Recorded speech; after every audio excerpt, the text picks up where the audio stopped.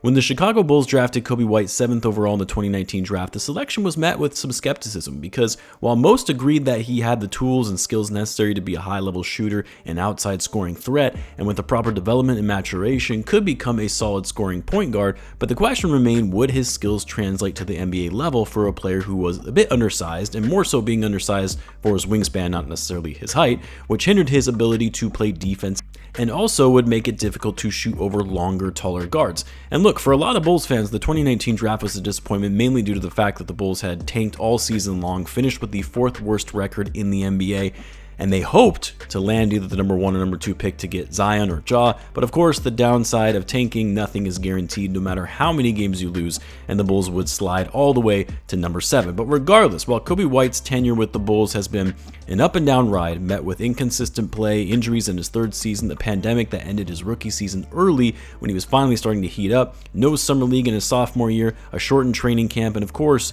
trade rumors, especially after the Bulls signed Lonzo Ball, and then you also saw the rise of Ayo Dosunmu in his rookie year. Putting all of that aside for a moment though, Coby White, and now his 5th season in the league, appears to have finally turned a corner in taking his game to the next level, and dare I say it, having a breakout season, and it's what we'll be talking about further in this video. But first, a quick word from our sponsor, Underdog Fantasy. You've been hearing about these guys for a while now if you've been following the channel, but for those that are not familiar with Underdog, let me tell you about the app and my personal favorite that I use on the app, NBA Pick'ems. With Pick'ems, you can pick higher or lower on most player stats and win money based on the ones you get right. You pick higher or lower and you can win up to 20 times your money in a single night if you do 5 Pick'ems and you get them all right. If you think Coby White is going to score more than 16 points, which based on how he's been trending more recently, that is likely going to be the case. Select higher and you can win some money. And guys, they're offering viewers of this channel an exclusive offer. If you use the code BULLCENTRAL, you'll get your first deposit doubled up to $100. Who doesn't want free money, right? It's really that easy. It's also a great way to support the channel as well. I'll leave a link to the site and the code in the description if you're interested, and let me know what picks you guys make. Now, I was trying to think how I should structure this video because I feel throughout my time since starting this channel, I've always been critical of Coby. Yeah, I showed him some love here and there because he would have some great games and would bring a lot of energy to the court, but for the most part, especially in his first couple of seasons, I was frustrated by his inconsistent play, his decision-making, subpar defense, and just generally a player that you couldn't rely upon on a consistent basis. I always said he was one of the most inconsistent players in the league because he would give you a game where he was very hot and would put up 22 points, and then following that up, going 1 for 10 with 4 points. You just never knew what type of Coby White you were going to get on a given night. And so yes, there were a lot of fans that wanted Coby White traded. And yes, I was one of those fans. I almost thought it was a foregone conclusion that he was going to be traded after the Bulls signed Lonzo and Caruso and also drafted Ayo, and that especially being the case when Ayo also had a better than expected rookie season for a 2nd round pick. I said in quite a few videos, I don't expect Coby to still be on this team after that trade deadline of that year. And so I guess I'm saying all this because I wasn't sure whether to have this be a Coby White apology type video or a Coby White appreciation video, which I guess it can kind of be both, because what Coby has been able to do so far this season, and I really should say over the last 10 games or so because he really did have a slow start to the season, but the way he's been able to elevate his game, winning that starting spot back, and finally starting to show some semblance of consistency thus far anyway, and being one of the top 3-point shooters in the NBA, all of that deserves some recognition. Here's the thing, because I'll get to the numbers and how Coby White has really elevated his game to become one of the more elite shooters in the NBA, but I would be remiss to not start with what I think has been the most important from what we have seen from Coby White so far to start the season, and that's the energy, the grit, the vigor for which he has been playing on a nightly basis. Like even in the bad games, even when the energy and effort had been sucked out of the team in those terrible games to start the year, Coby White never stopped fighting.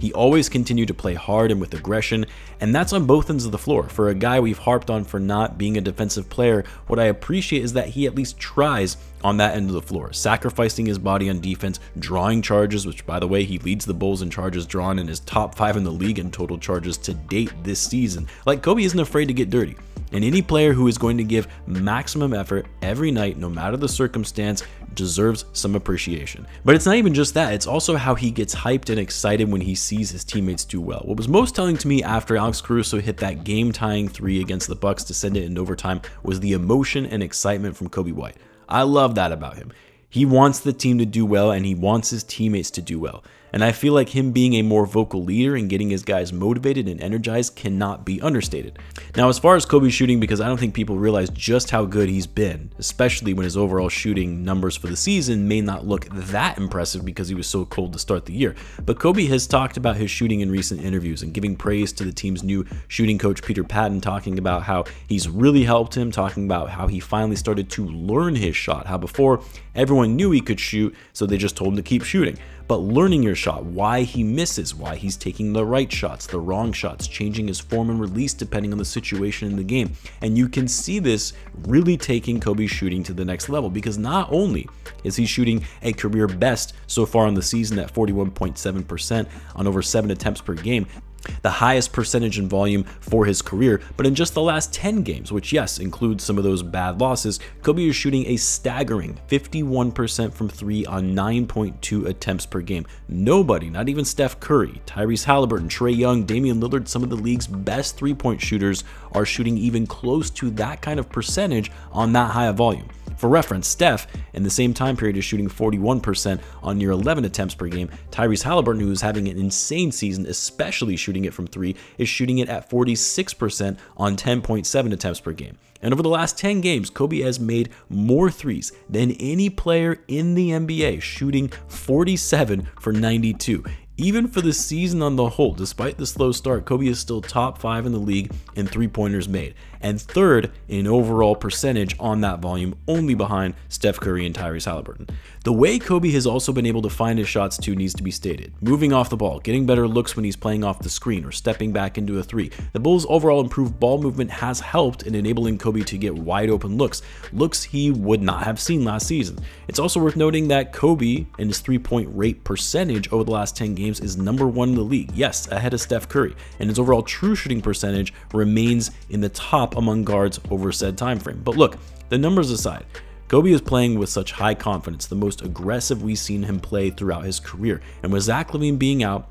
Caruso being in and out of the lineup due to injury, Coby is taking full advantage of this opportunity and shining in the moment, not in just rising to being one of the Bulls' best players, but getting recognition throughout the league for his continued improvement, and on pace for a breakout year. Over the last 10 games, Coby is averaging 21 points per game, 4.4 rebounds, 4.7 assists, while boasting a 48-51-91 shooting splits. And while yes, we would like to see Coby do this all season, and it's natural for us to be a little bit skeptical on whether he can actually keep up this level of efficiency for the rest of the year, it's the biggest step in the right direction for Coby, who has never shown this high level of consistent play throughout his career. And if you're a Bulls fan, talking about how we needed to see a breakout year from Coby in order for the Bulls to really show any kind of improvement from last season, even though as a whole that hasn't really been the case. But ever since Coby has been given more reins on offense, more touches, more shot attempts, and with him playing the way he has been with that opportunity has been huge for the Bulls, and part of the reason why you're seeing them play so much better as of late.